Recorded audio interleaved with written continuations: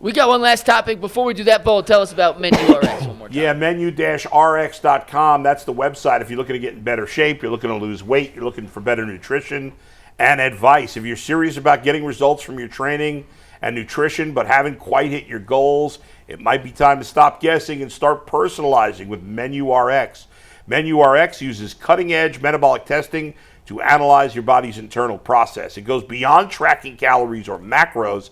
It examines the nutrients your body uses, your inflammation levels, detox pathways, genetics, and more. The result, a biologically personalized nutrition, supplement, and training program just for you. Not a big group, just for your body. They examine your body and everything in it and find a perfect plan for you. This is great because everybody reacts differently to different foods and different workouts. So visit MenuRx or menu-rx.com today to schedule your consultation and experience what metabolic testing can do for your performance, body composition, and long-term health.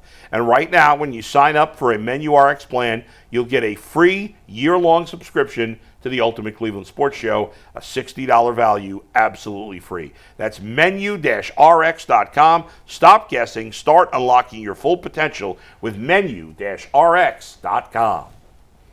Thanks for that, Bo. I have had this topic on my list of topics for a while now, and I was waiting for this panel to get back in on a slow day to discuss because we have a on the hot seat as we currently speak Little League manager. We have the head coach of a college football 25 online dynasty in G. Bush. Are you? Is that true? Oh, listen! Shout out to the SMU Mustangs. 12 That's national, your team? 12 national championships in 15 years. We have Tyvus, who played for Urban Meyer. Just a guy. And we have myself, who played D3 basketball. So we have a variety of different opinions. Rec League championship, though. And Rec League. I was not a coach in that, though. So a variety of different opinions and viewpoints and perspectives when it comes to this question. And I don't know if there is a right or wrong answer. I'm curious if we're going to have a consensus here or if we're going to disagree. But in what sport? And I'm mainly thinking the big three, baseball, football, basketball. But if you want to include hockey, tennis, golf, whatever, by all means, you can go that route. In which sport is coaching most important, Bull? I mean, that's pretty easy. It's football. I don't even think this is a debate. Yeah. Then we'll start with the other way. Yeah. Which is at least important? Well, that's a trickier one. So let's start with that side. I think if you talk about the regular season, it's the NBA is the least important. I think in the playoffs, it might be baseball is the least. I don't know, man. That's tough. It's tough at least. I mean, football is just so much more intricate. So let's break this down. Yeah. So if you look at baseball, yeah. You have your assistant coaches, right? So you have your pitching coach, right? Mm-hmm. He's more intimate with the players. The only real decisions that you're making is, okay, when are we going to take this guy out, right? Well, there's also the lineup decisions, pinch hitting potentially, bunts, yeah. So intentional walks. You don't see bunts very often. Intentional walks. No. There's no shift anymore. But in the playoffs, yes, every decision could matter, and that's what makes it tricky. I'm going to say basketball only because I think basketball and baseball in the playoffs are about even.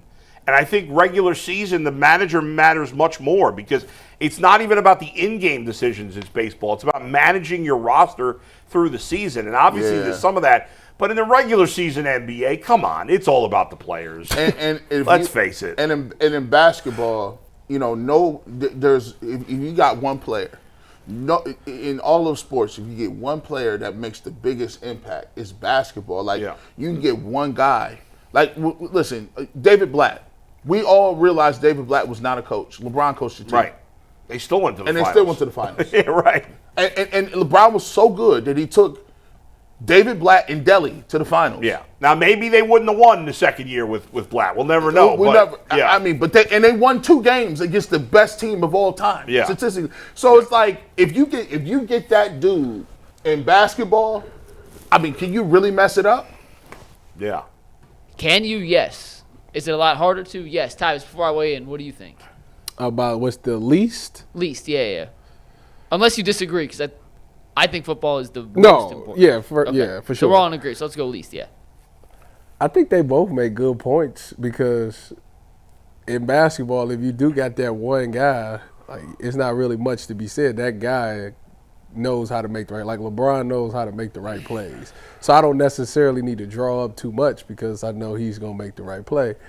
And in baseball, that lineup thing, that matters. that does matter a lot. When to pull that pitcher definitely matters, especially in the postseason. Righty-lefty stuff. But in the NBA, I feel like coaching does matter in the NBA too, especially in the postseason, because he like, for example, I think the Pacers, like Rick Carlisle just did a great job of saying, like, this is their weakness. This is how we're going to attack them. And this is how we switch it up. It's so many times game to game that you hear players talking about, we got to watch the tape and come up with a different plan. And then they come out the next game and they execute that plan, and then it looks totally different. So coaching does matter in the NBA as well. They all matter. They about dead even in my book. The one thing I'll say, if you want to look at it from a different angle, here's an angle where the NBA is really the hardest, is that the coaches in the NBA, unless you're like Greg Popovich, have no power. You're right. Whereas in the NFL, they do, mostly. Major League Baseball, decent amount of, like you're not, the superstar in Major League Baseball is not, if Shohei Ohtani doesn't like the manager, they're not necessarily going to fire the manager. I mean, you don't even need to talk to him. Yeah. So in the NBA, the best players have to buy into the coach. The best players in the NBA can push out a coach anytime they want, basically. And in the NBA, I think that they have to be the best motivational figures for their team. Like, you need a coach that can be able to call your players out and be like, bro, you're playing like trash, or you need to play, you ain't hurt. Like, you need to do that. Like, and even sometimes the people like Greg Popovich, right? Kawhi Leonard basically was like, you guys was rushing me back from injury. I don't want to play here no more. That's right. And it all depends on what you. It worked with Duncan. It worked with Parker. It worked with Ginobili. Pop could be Pop. But they got Kawhi Leonard. David Robinson. But when they got. Who the hell's Greg Robinson? He played for the Bucks, didn't he? Yeah. Greg Robinson? Well, that was Glenn Robinson. Greg Robinson was a tackle. Oh, Greg Robinson was a tackle. Who wasn't very good. No, he wasn't. He was number 2 pick. You was thinking about Greg Monroe. That's who played for. No, I was not thinking about him, but I remember him. Shout out to Greg Monroe. Greg Robinson played for the Browns. Yeah. But I think basketball, they're more expensive. Think about the coaches that got fired. They get fired in the NBA. The Nuggets coach got fired. You win a championship, you getting fired 2 years later. They don't. I'm trying to. It's happened like 4 times. There's a list of coaches that won't ever get fired. On the short list, one is Spoelstra. He's not going to go nowhere. Pop was never going to get fired. That's about it. That's about it. Everybody else is expendable. So when you look at it, and I don't know, I'm with you guys. I think you can make a compelling case either way for baseball or basketball. But in the playoffs, particularly with baseball, that knack of does the guy on the mound or the guy at the plate have that much more? Can I squeeze that much more out of him, or do I have to make the change now? And in basketball, and I'll use Ty Jerome for an example, he had a much longer leash because of limited options. And for a coach, and we'll use Kenny and like Stephen Vogt, just using him to compare, knowing when to take a guy out because he doesn't have it versus allowing him to play through certain mistakes, like the margin of error is so thin. And I think in baseball, if you surpass that margin of error, it's so much harder to come back from that. Sure. Like a reliever gives a 3-run home run, the whole game's changed. You can survive a bad 2-minute Ty Jerome stretch if it's a little too long. Right. Because there's just other opportunities. I feel like even as a basketball player, I do think basketball is probably third on most important. Yeah. Football 1, baseball 2, and then basketball 3. Think about it. How often do we talk about, when you think about NBA history, how often do you think about, the coach cost him this game, or I feel like that doesn't happen that much. In the NFL, that happens. In baseball, it happens. Can you think of a time where a coach, and I have one example in the top of my head, where in basketball we talked about how a coach won a game or a coaching staff won something. Yeah. Just this past March Madness, and the Houston dude drew up a play at the end. It was That was a great play. It was unbelievable. I still to this day don't know how you different, started. though. College is different. But Yeah. the one I was thinking of was when the Heat played the Thunder in the finals. And that Miami staff had scouted James Harden to a T so well. And I forget what the exact thing was, if it was with his right hand and he took 2 dribbles, he always did a pull-up jump shot. I forget what the exact thing was, but when James Harden did this, and it was still early enough in his career, it always resulted in That's this. right. And they had it scouted, and he was it was the first time James Harden in a big situation. That was the first time they found the chicken bone in his throat, and it hasn't come out since. Yes, exactly. That's why the Thunder hasn't lost. come out. No. But that's one example where you can look at this specific coaching adjustment potentially swung. Now, they may have won the series anyway, but it ended up being a 5-game series. I still think about the 2016 World Series. Talking about Joe Madden and Terry Francona, 2 of the best managers in modern history, and they both made so many big mistakes in that series. And, obviously that's personal for me and most of the people here, but any diehard baseball fan will For anyone who remember doesn't those. remember, can you refresh us on some of those mistakes that you... Oh, I mean, there was so many. There was, the overuse of Andrew Miller, the overuse of Aroldis Chapman, Joe Madden pulling Kyle